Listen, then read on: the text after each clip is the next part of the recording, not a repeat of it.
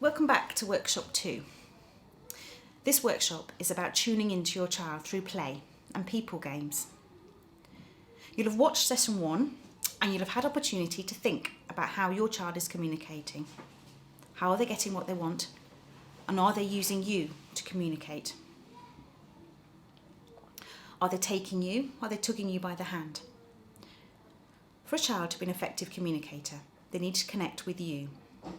They need to be the social motivation to connect with you and initiate the communication with you. They need to be able to play together with you on the same page. To do this, we need to tune in and see the child's play through their eyes. A really great way of doing this is to use people games. A people game is an interaction basically between two people. But the goal is not how to play with a toy, and the goal is not building the bricks in the correct way or putting the pieces into a puzzle the correct way. The goal is surely just the interaction itself. It's just the interaction in the child's game. The sole aim being of shared attention, copying in play, anticipation of the next part of the game, and the motivation to be engaged with an adult. For some children, this might be a really short period of time. And for some children, it may be that you might grab these moments of shared attention for perhaps a few minutes at a time. It may be, for some children, they can do it for longer. But you may have to do it for short periods of time at different times in the day. Because for some children, it's a real challenge for them to join with you and to engage with you through shared attention for long periods. So be kind to yourself when you're doing this. So, this is a game that's about people. It's about how you're using people in everyday games that you probably play with your child anyway, but how you use these games to develop those shared attentions in play. So when we're doing this, pausing is just as important as the game itself. Pausing to allow your child to initiate the next part of the game, and pausing so they communicate that they want the game to continue.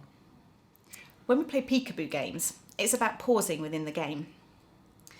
Maybe waiting for your child to take your hand to start the game again, or maybe waiting for them to look at you to indicate they want the game to start. Perhaps in a ready, steady, go game, which could be anything. It could be putting a car down a track, or it could be putting a car down a tube. It could be playing bubbles. Anything is a ready, steady, go game. It could be chasing them around. It could be copying them running around your kitchen and copying them doing it. But then you stop and you pause and you wait. And it's that wait that's really important. And then you say ready, steady, and you wait. And you wait for that child to give you something, to indicate to you that they want you to chase them again. You're waiting for them, really wanting to tickle you, being tickled again. Does your child love tickling so much that when you pause the tickling and you say ready, steady, go, the child will look at you or take your hand to indicate that they want you to play it again. Perhaps if you're playing round and round the garden, or you're singing that song with your child, and you stop the game at the end and you wait. Instead of just starting again, wait to see what your child does. Does your child give you your hand back? Does your child take your hand? Does the child put their hand out and wait for you to start the game again? In doing that pause, we're creating a really lovely opportunity for communication. Perhaps if you're playing bubbles, all children love bubbles. But we can play bubble for hours. But actually, we can also play bubbles in a really interactive way.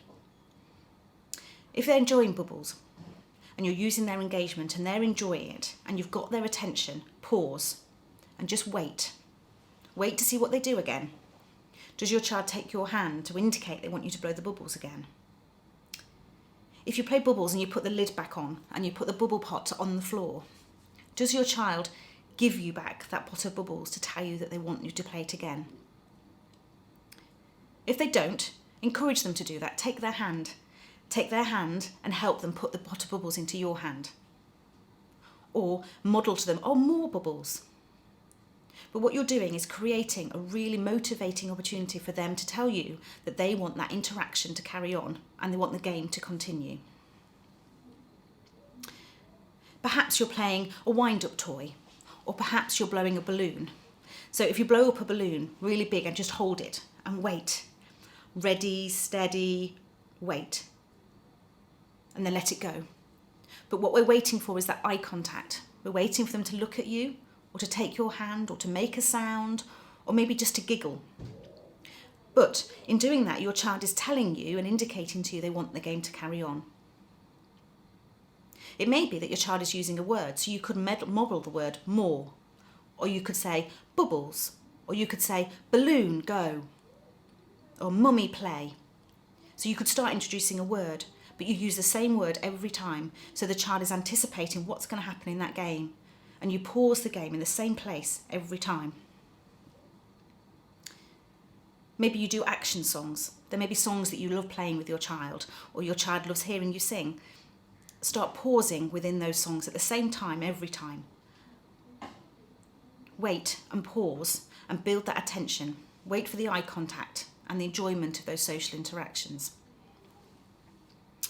This play is about connection. It's about shared attention in play.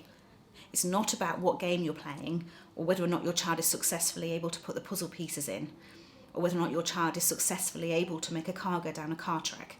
This is purely about a shared attention in play. A good way of thinking about this is with a rock. So this just helps us memorise this. So rock, the R, is to repeat what you say and what you do. Use the same word every time. So every time you pause your activity, say the same word. If you're saying ready, steady, go, wait and say the same go. Use more bubbles if you're playing bubbles, but always use the same words. Always offer opportunities. Offer opportunities for your child to respond. Pause in the same place, so it's really predictable. So for example, at the end of Round and Round the Garden, always pause in the same place.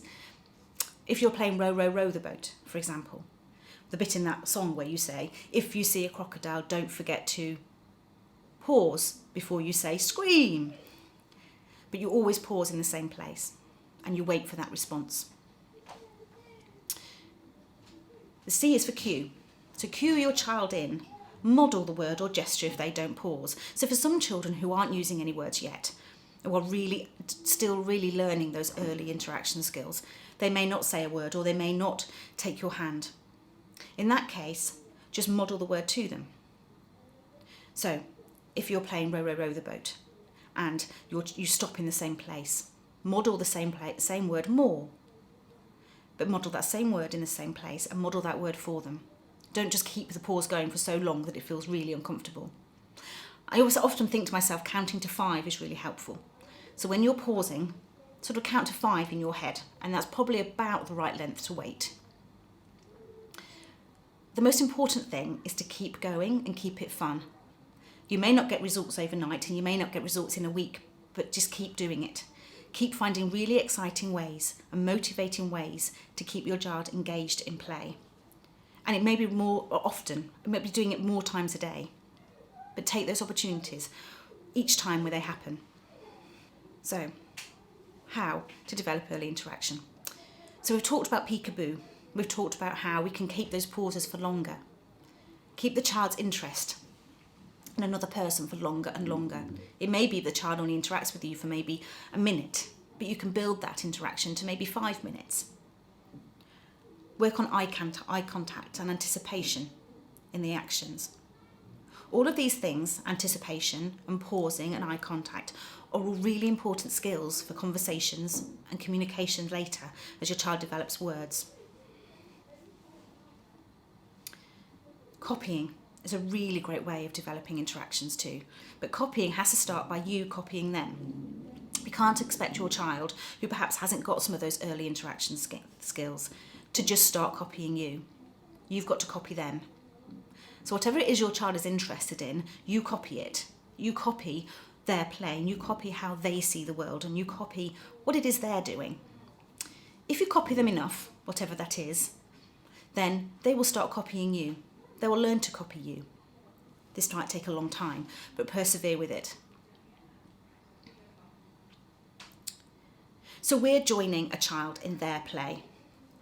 We're building on their shared attention. And what's really important is we're tuning into their interests, whatever they are. So these pictures show us just different interests that a child may have. It may be looking at some leaves in the garden. It may be looking at balls that have been lined up. It may be showing great interest in an aeroplane, but not just the aeroplane, the way that the propellers go round on the top. Copy them. If you've got two of the same object, you have the same and you do it with them. You copy what they're doing. You have an aeroplane and you spin the top of the aeroplane just the way they are. Or perhaps if they're lining up some trains on a windowsill, you find some trains and you copy them. You line some trains up on the windowsill too. So in that way, you're copying them and you're joining their world. To do this, we need to spend time watching them and joining their game and finding out what they're interested in.